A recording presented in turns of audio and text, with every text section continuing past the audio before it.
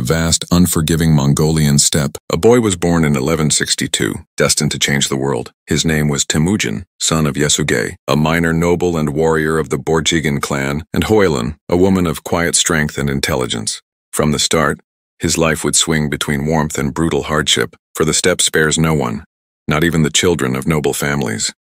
At 9, Temüjin faced a tragedy that would define him. His father was poisoned by a rival tribe, leaving the family vulnerable. Stripped of protection and abandoned by their own clan, Temüjin, his mother, and siblings were forced to survive alone in the harsh wilderness.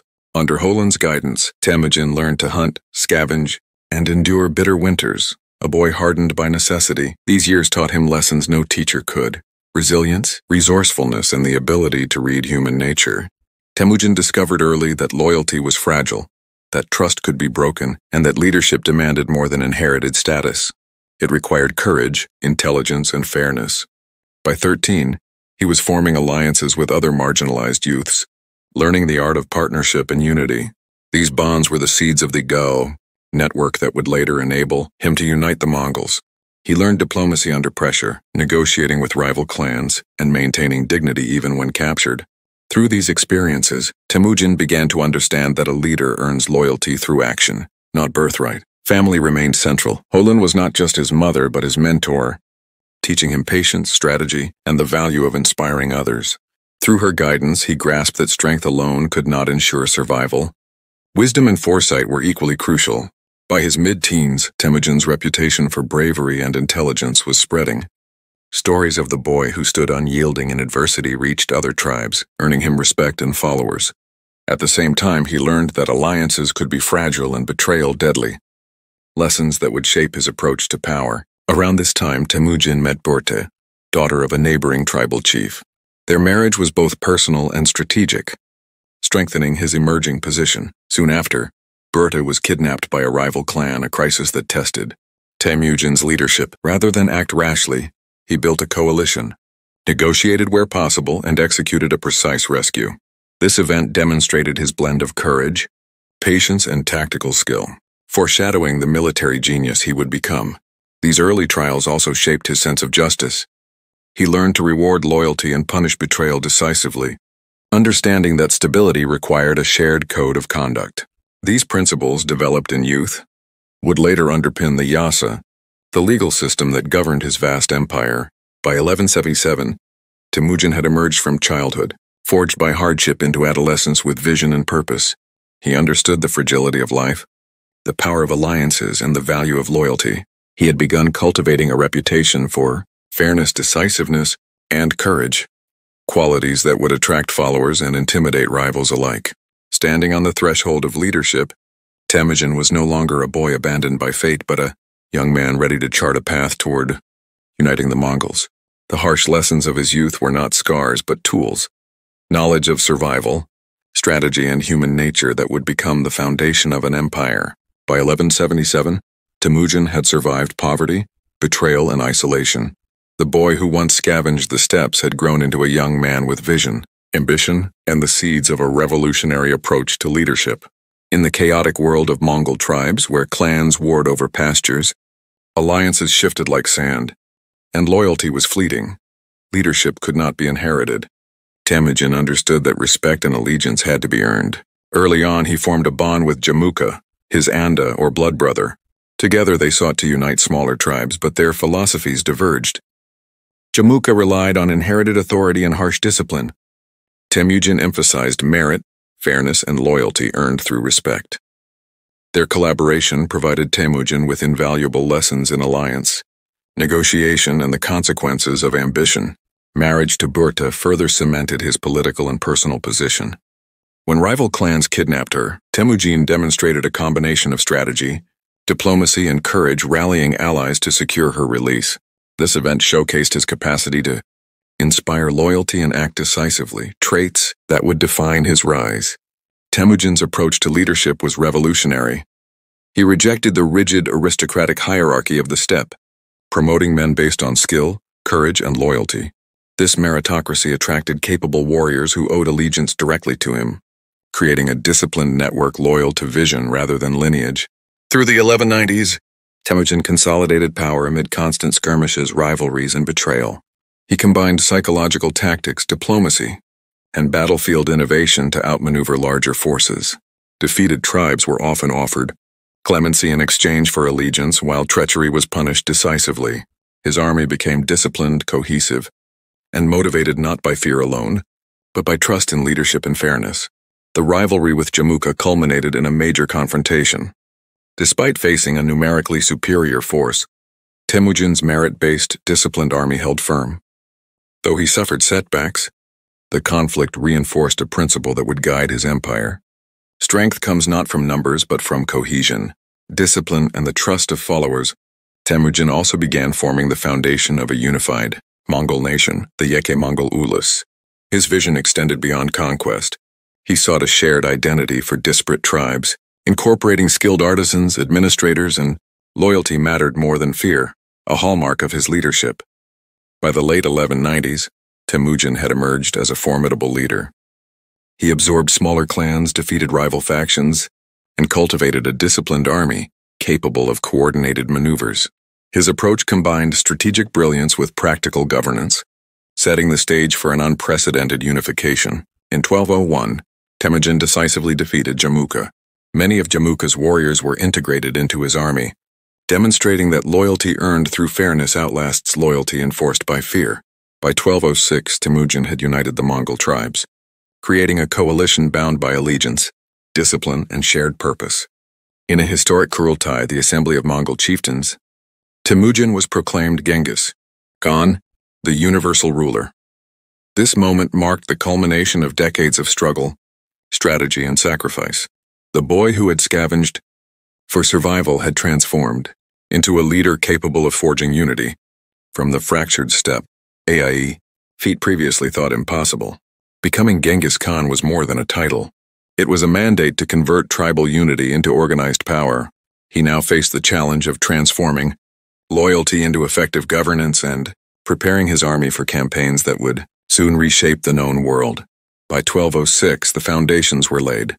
A unified Mongol nation, a disciplined army, and a leader whose vision, ruthlessness, and strategic acumen would define an era.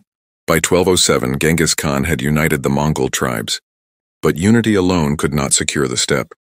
To protect his people and expand influence, he transformed the Mongol army into a disciplined, mobile, and coordinated force capable of unprecedented speed and precision. Traditional steppe warriors excelled in horseback archery, but Temüjin's genius lay in turning individual skill into organized strategy. His troops could cover 100 to 150 kilometers a day, supported by a logistical system ensuring food, fodder, and communication kept pace with rapid movement. Genghis Khan also mastered psychological warfare. Villages that resisted faced overwhelming displays of force. Those that surrendered were rewarded. This blend of fear and incentive minimized unnecessary resistance and maximized efficiency, allowing the Mongols to conquer vast territories with relatively few losses. His first major campaign targeted the Western Xia Kingdom. Recognizing the limits of steppe tactics against fortified cities, Genghis Khan incorporated engineers and siege experts from conquered lands. This innovative fusion of cavalry, mobility, and siegecraft became a hallmark of Mongol strategy. Success in Western Xia, and later campaigns against the Jin dynasty, demonstrated his adaptability, mobility, intelligence, and precise coordination outweighed brute force. From 1211-1215, the Jin dynasty fell to Genghis Khan's armies through feigned retreats, ambushes, and well-planned sieges. Cities that had seemed impregnable succumbed to a combination of discipline, psychological tactics, and engineering expertise. Units were organized on a decimal system, tens, hundreds, thousands, 10,000s with clear command, ensuring efficiency across vast distances.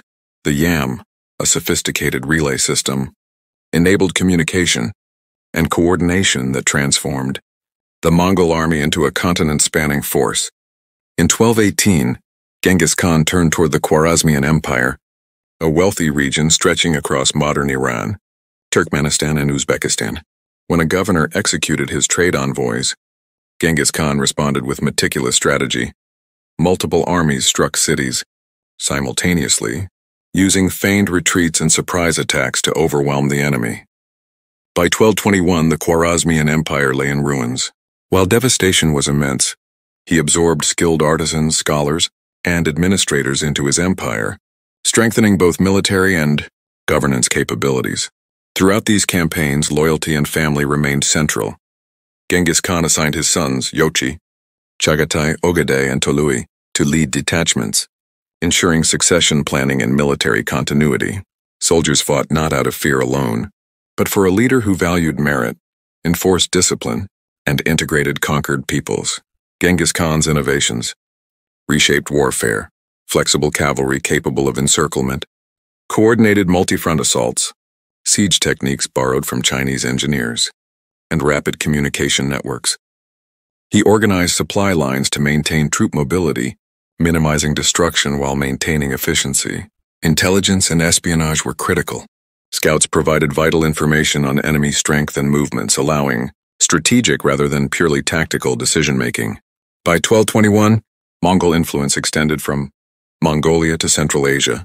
Conquered territories were integrated, trade routes secured, and administrative structures strengthened. Genghis Khan had transformed a coalition of tribes into a disciplined, adaptable, and unstoppable force, capable of reshaping entire regions. Yet even amid conquest, he maintained strategic pragmatism. He valued artisans, administrators, and scholars, integrating their skills into his empire. Cities that surrendered were often preserved and incorporated, fostering stability and economic prosperity. The campaigns of Western Jia, Jin, and Khwarezm exemplified his genius, not mere conquest, but the combination of speed, discipline, intelligence, and vision. By the end of this period, Genghis Khan had turned military success into political and social influence. The Mongol Empire was no longer a coalition of tribes. It was a continent-spanning power, built on loyalty, meritocracy, and organizational innovation. These victories set the stage for governance, law and administration that would ensure the empire's endurance. Long after his campaigns concluded, by the early 1220s, Genghis Khan's military conquests had secured vast territories from the Mongolian steppes across Central Asia.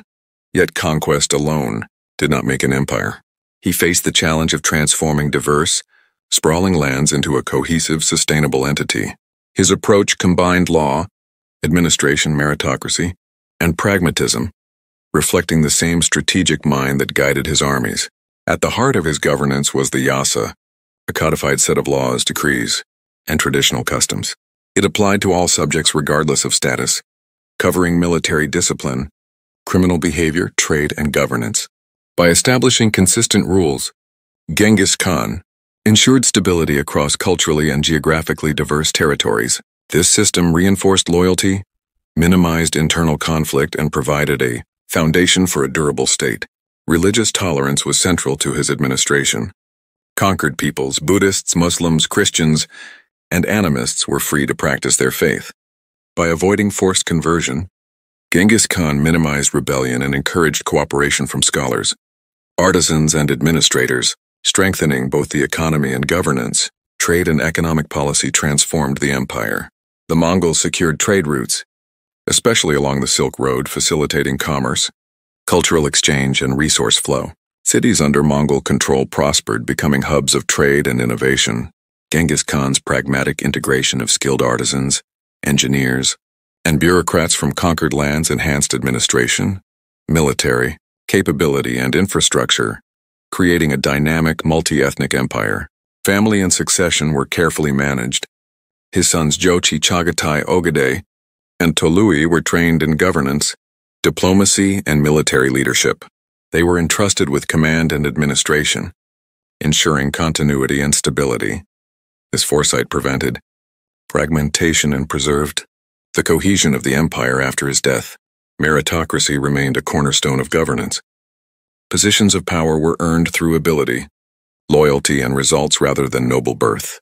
This principle applied both in the army and civil administration, attracting talent from all conquered regions.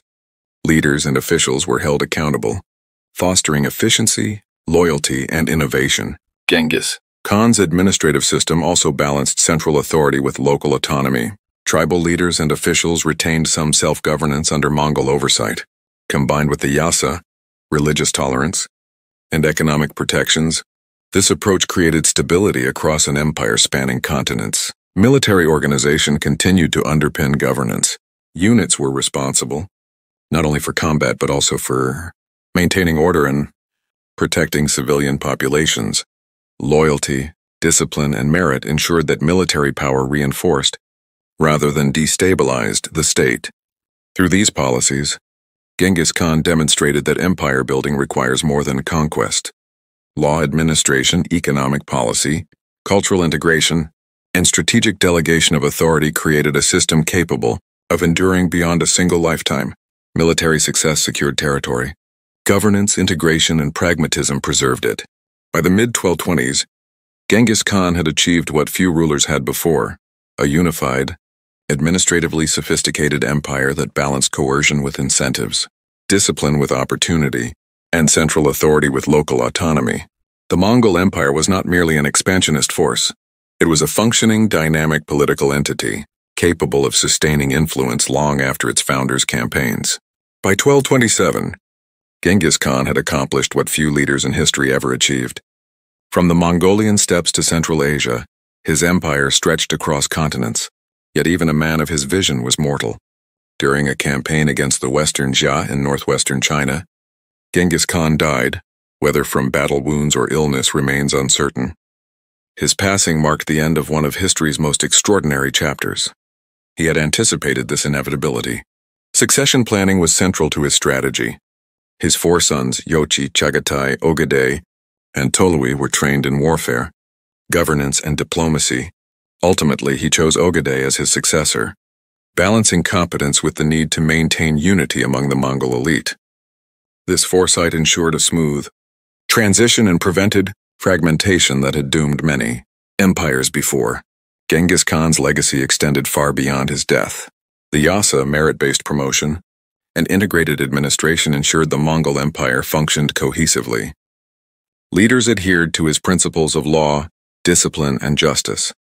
His sons continued military campaigns and governance, expanding the empire and building on his foundations. The impact of his conquests was profound. Populations were reshaped, cities were destroyed, and survivors relocated. Yet skilled artisans and administrators were absorbed into the empire, creating centers of learning and commerce. Trade routes flourished under Mongol protection, facilitating the flow of goods, ideas, and technologies across Eurasia. Militarily, Genghis Khan's innovations set new standards. Highly disciplined cavalry, rapid communication networks, psychological warfare, and combined arms tactics influenced generations of generals. Speed, coordination, and adaptability replaced sheer numbers as the measure of military success. Yet perhaps the most enduring aspect of his life was his approach to leadership. He transformed adversity into opportunity, uniting fragmented tribes into a cohesive nation, then extending that unity into a vast interconnected empire. Success depended not only on power but on cultivating loyalty, integrating talent, and building systems that outlasted individuals. Culturally, the Mongol Empire became a bridge between East and West. Trade and the movement of people facilitated cross-cultural exchange. Advancing science, art, and knowledge, cities like Samarkand and Karakoram flourished as hubs of learning, while the Silk Road became safer and more efficient under Mongol rule. Genghis Khan's reputation evolved over time. Contemporaries often viewed him as ruthless. History also recognizes him as a visionary strategist, unifier, and innovator. His genius lay in balancing fear with respect, conquest with administration, and ruthlessness with fairness. After his death, the empire continued expanding under his successors, Ogadai, Tolui, and later Kublai Khan, reaching Eastern Europe, the Middle East, and China. The Mongol Empire became the largest contiguous land empire in history, a testament to Genghis Khan's foresight, strategy, and leadership. Even centuries later, his influence endures. Military leaders study his campaigns. Scholars examine his governance. Trade and cultural networks flourished because of his policies.